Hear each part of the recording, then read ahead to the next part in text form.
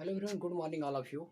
तो आज हम लोग जो है व्हीट स्टोन ब्रिज पे बात करेंगे और ये अपने आप में पूरे इलेक्ट्रिसिटी का सबसे जो है बेस्ट टॉपिक माना जाता है।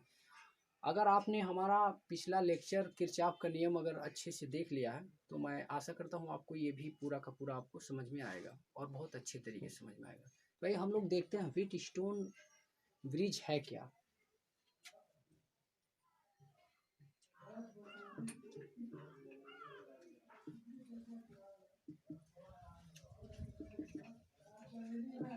देखिए, ये जो मैंने लिखा है यहाँ पे व्हीट स्टोन, ये एक इंग्लिश साइंटिस्ट हैं। तो इसका हिंदी तो मैं एक्सप्लेन नहीं कर सकता क्योंकि ये wheat stone already English word है। और ये ब्रिज क्या है मैं अभी आपको आगे बता दूंगा। ये ब्रिज क्या है। ब्रिज मीन्स होता है सेतु यहाँ है, और ये यहाँ पे जो ब्रिज है इसे सेतु से रिलेटेड है। तो हम लोग जो है इसमें एक सर्किट बनाते हैं। सर्किट कैसे आप बनाएंगे मैं आपको यहाँ पे सिखा देता हूँ सर्किट बनाने के लिए। तो आप क्या कीजिएगा, पहले इस प्रकार से कुछ ऐसे बनाना है, ठीक। अब इसको आप बीच से हटा देना, ठीक।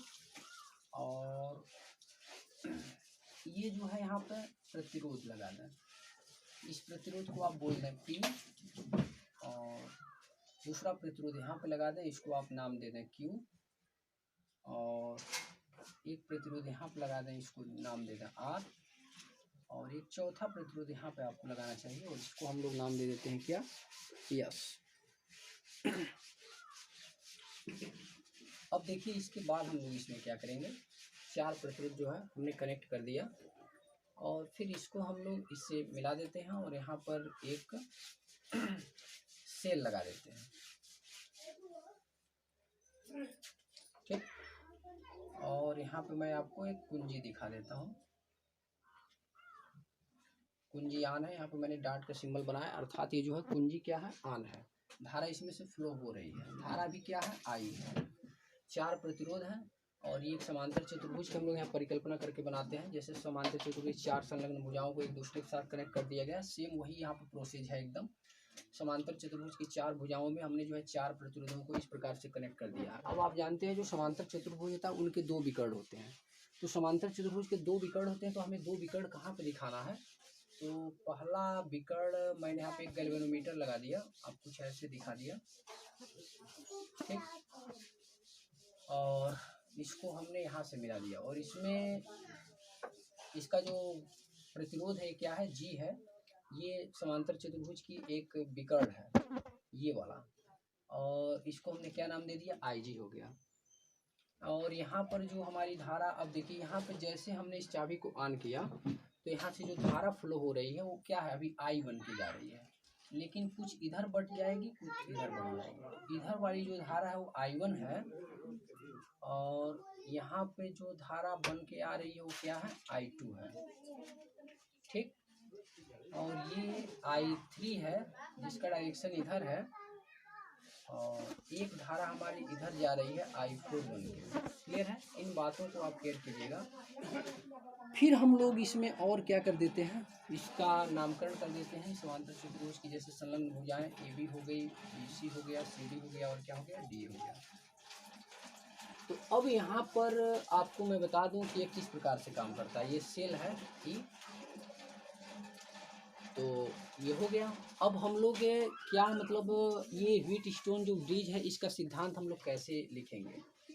तो अगर मैं चाहता तो इसका सिद्धांत आपको पहले ही जो किताबों में दिया है डेफिनेशन, उसको मैं पहले ही बोल देता कि मतलब क्या करते हैं इसमें, यदि किसी चार प्रतिरोधों को समांतर चतुर्भुज की चार संलग्न भुजाओं के साथ इस प्रकार समायोजित किया जाए कि उनमें से किसी एक विकर्ण में धारामापी को लगा दिया जाए और दूसरे विकर्ण में विद्युत वाहक बल सेल ई से जोड़ दिया जाए और उस धारामापी में यदि कोई विक्षेप न हो अर्थात सेतु संतुलन की स्थिति में हो, तो जो इन प्रतिरोधों का जो अनुपात होता है वो क्या होता है, समान अनुपात में होता है। अर्थात P/Q जो होता है वो क्या होता है, R/S। यही इसका क्या है, इसका प्रिंसिपल है, किसका, व्हीट स्टोन सेतु का। तो एक बार मैं इसके प्रिंसिपल को एक बार अगेन मैं पुनः रिपीट कर रहा हूँ। ये क्या होता है, व्हीट स्टोन सेतु, व्हीट स्टोन ब्रिज क्या होता है। तो इसमें ये बताया गया कि मतलब यदि चार प्रतिरोधों को समांतर चतुर्भुज की चार संलग्न भुजाओं के साथ इस प्रकार समायोजित किया जाए कि एक विकर्ण में धारामापी और धारामापी से जोड़ दिया जाए और दूसरे विकर्ण को हम लोग जो है विद्युत वाहक बल यानी सेल ई से जोड़ दें, तो ये जो हमारा धारामापी है यदि उसमें विक्षेप शून्य हो तो हमारा सेतु संतुलन की स्थिति में होगा, और जब हमारा सेतु संतुलन की स्थिति में होगा तो जो इन प्रतिरोधों का अनुपात होगा समांतर चतुर्भुज की संलग्न भुजाओं में जो अनुपात होगा वो आपस में क्या होगा, बराबर होगा। अर्थात ए बी बटे क्या होगा, बी सी होगा, और ए डी बटे क्या होगा, डी सी होगा। तो ये है इसका सिद्धांत। तो आप इसे प्रिंसिपल में बहुत अच्छे तरीके से आप इसे लिख सकते हैं। फिर इसके बाद हम लोग जो है इसके प्रूफ पे बात करते हैं। तो हमें ये प्रूफ करना है, तो आइए हम लोग देखते हैं कैसे प्रूफ करेंगे। तो बहुत सिंपल सा फंडा है इसको प्रूफ करने का, थोड़ा सा हमें स्पेस चाहिए प्रूफ करने के लिए। चलिए देखते हैं इसका प्रूफ क्या है। तो हम लोग जो पिछला नियम पढ़े थे किरचॉफ का नियम, उसमें पहला नियम ये बताया गया था कि संधि की ओर आने वाली समस्त धाराओं का जो बीजगणितीय योग होता है वो क्या होता है, शून्य होता है।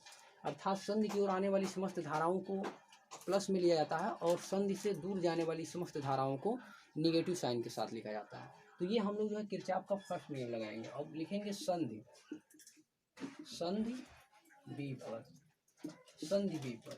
संधि यहाँ पे क्या है, संधि मतलब होता है जंक्शन। जंक्शन मतलब होता है, आपने जैसे देखा होगा जो जंक्शन होता है वहाँ से विभिन्न ट्रेनें क्या होती हैं, गुजरती हैं। ठीक यही जो है सिद्धांत यहाँ पे हो रहा है। यहाँ पे एक संधि बी है और एक संधि क्या है, डी है। तो संधि का मतलब यहाँ से इस प्रकार से है कि संधि से ही समस्त धाराएं निकलती हैं। एक धारा आप देख रहे हैं ये जो है I1 संधि की ओर जा रही है, ये I2 संधि से ही होकर के बाहर जा रही है, और एक धारा इधर जो है IG बन के इधर जा रही है। तो इस संधि से जो है हमें तीन धाराएं मिल रही हैं। तो यहाँ पर एक किरचॉफ का नियम लग जाएगा और यहाँ पर भी किरचॉफ का नियम लग जाएगा। एक धारा इधर से आ रही है, एक धारा इधर से आ रही है और एक धारा इधर से निकल रही है। तो यहाँ से भी हम लोग ये किरचॉफ का नियम लगा सकते हैं। तो संधि बी पर किरचॉफ के नियम से,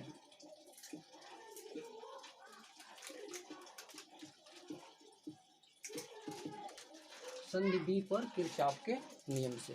तो संधि बी पर किरचॉफ का नियम क्या होगा, तो आप देख सकते हैं ये जो I1 धारा है, ये I1, ठीक, I1 और धारा जो है कहाँ जाके मिल रही है, बी पर मिल रही है। तो I1 प्लस में लिया जाएगा, और ये देख रहे हैं IG उससे बाहर जा रही है तो निगेटिव साइन के साथ IG, और ये भी बाहर जा रही है तो ये प्लस क्या हो गया I2, और ये क्या हो जाएगा 0। तो किरचॉफ का पहला नियम यही तो कहता है कि संधि पर मिलने वाली समस्त धाराओं का जो बीजगणितीय योग होता है वो क्या होता है, शून्य होता है। तो ये इन सभी का हमने क्या कर दिया, बीजगणितीय योग कर दिया, ठीक है ना। तो कितना दिखा दिया, शून्य दिखा दिया। तो हम लोग जानते हैं यहाँ से I1 जो होगा, I1 और ये जो IG है इसको हम लोग, चूँकि IG को हम लोग शून्य ले लेंगे, क्योंकि जब धारामापी संतुलन की स्थिति में होगा अर्थात इसमें विक्षेप शून्य होगा तभी हमारा सेतु जो है संतुलन की स्थिति में होगा।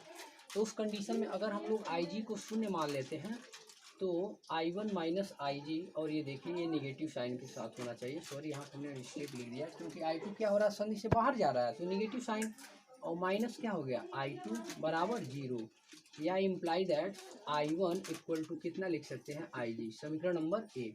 तो संधि बी पर आपने देख लिया जो धाराएं संधि की ओर जा रही हैं उन्हें हमने क्या लिया, धनात्मक लिया, और जो धाराएं संधि से दूर जा रही हैं उसको क्या लिया गया, उसको निगेटिव साइन के साथ लिया गया। तो ये संधि बी पर ये हमारा क्या लगे, किरचॉफ का नियम लगे।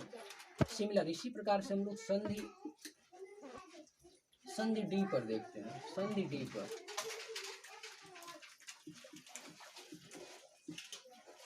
किरचॉफ के नियम से, तो संधि डी में हम लोग देखते हैं कि एक धारा इधर आ रही है तो जो संधि की ओर आती है उसे धनात्मक लिया जाता है।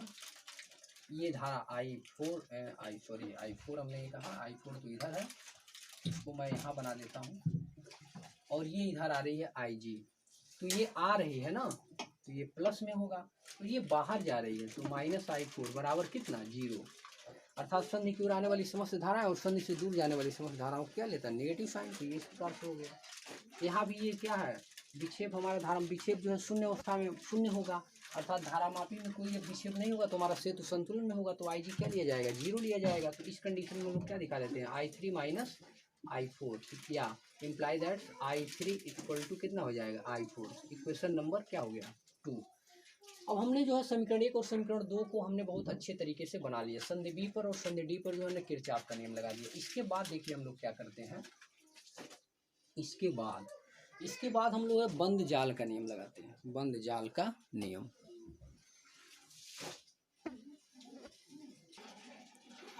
अब हम लोग जो है यहाँ पर बंद जाल का नियम लगाएंगे। और बंद जाल का नियम क्या होता है और उसे हम जो है अच्छे तरीके से समझाएं। यहाँ पे देखिए जो है I1 I2 के बराबर और I3 I4 के बराबर जो हमें इक्वेशन प्राप्त हुआ है, मैंने इसको यहाँ पे लिख दिया है क्योंकि आगे अभी उसका काम आने वाला है।